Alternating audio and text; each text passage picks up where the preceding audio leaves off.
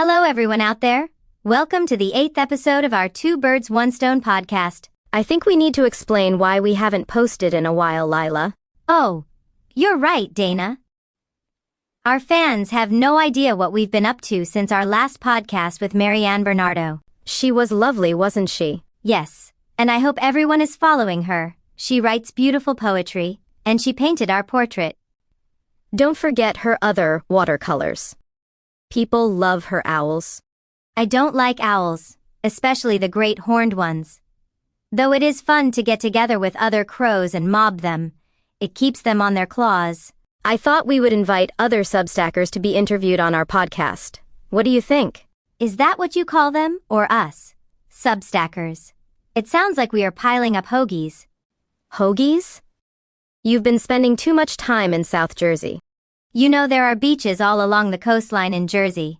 I found a lot of interesting things on the beach. People even throw those fried potato sticks at me. French fries? French fries? Are they French? Well, yes and no. The Belgians began frying potatoes when they couldn't afford fish. They cut them thin and fried them like sardines and called them frites.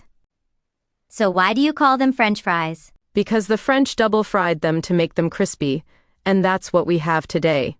Whatever you call them, they are tasty. If I had lips, I would smack them. Are we going to interview someone who makes fries? We haven't explained why we haven't posted in a while. Oh, yes. We have been busy helping our author with our story. It is not our story, but our sister's story. We are in it, though not as crows, as ourselves when we were alive. Those were fun days, weren't they? Most of the time. I don't want to give away too much of the story. But the book is out now. People can read it. We're not in that one until close to the end. I am not happy about that. He should have had us come to Elsira earlier. But that isn't how it was. Why don't we get to the point of today's episode? Right. Today, we are going to interview Joelle Smithton of Vanishing Falls in Australia. It is actually in Tasmania. That's in Australia, isn't it? Yes, it is. But I wanted to be accurate. I have never been to Tasmania. I went to Vanishing Falls in Oregon once. Lila!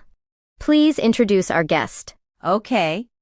Joelle, it is such a pleasure to have you here with us. Hello to you both.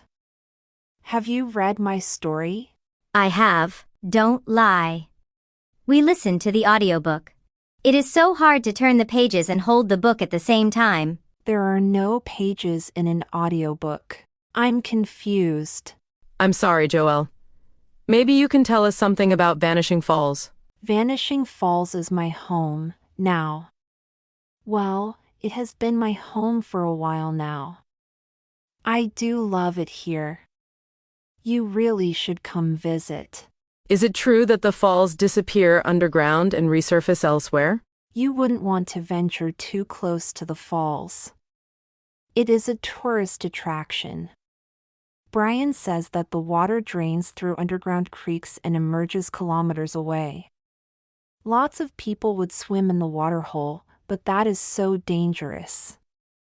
Someone could get stuck inside the dark river tunnel forever. That sounds like a dangerous place to visit, Joelle. I can imagine someone getting too close and whoosh. Lila, we don't want to scare people away. It is a murder mystery after all, Dana. Whoosh. There goes another visitor down underground. Joelle, you live with your husband.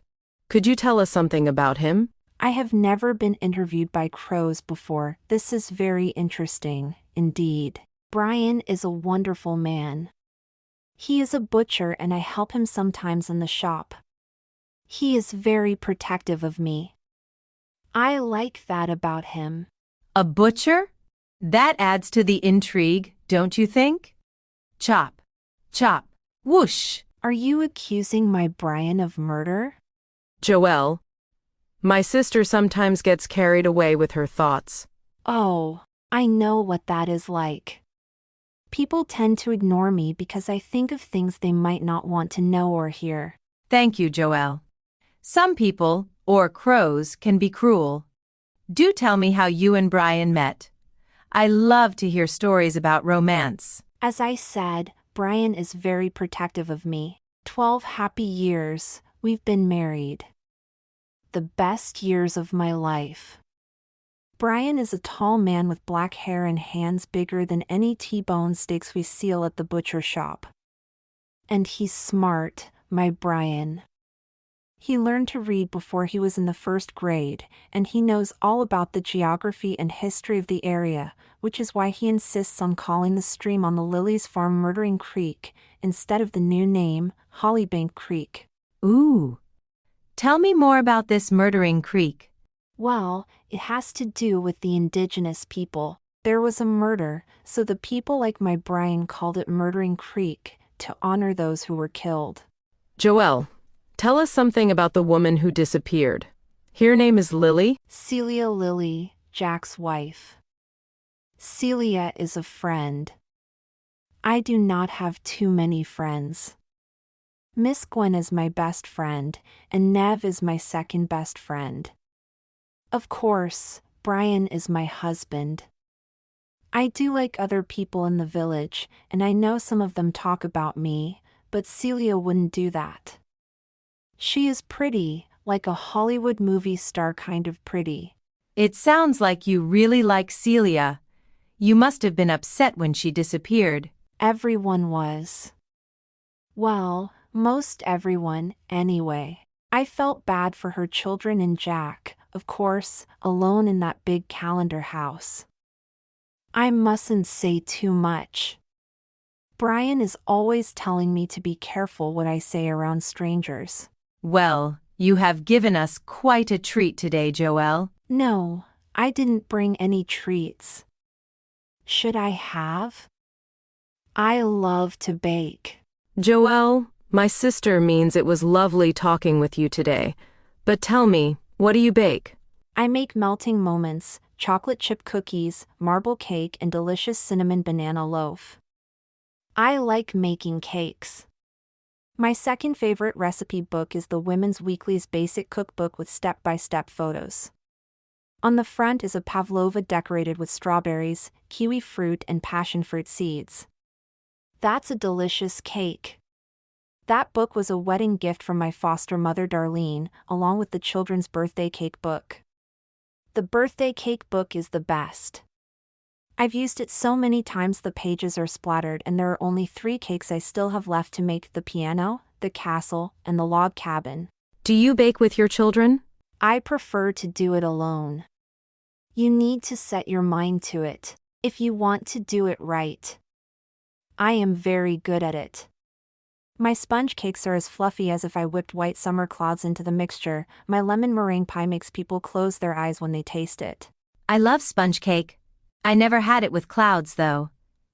How do you eat clouds? You don't eat clouds, Lila. I would eat a cloud if I could reach it. I bet they taste wet.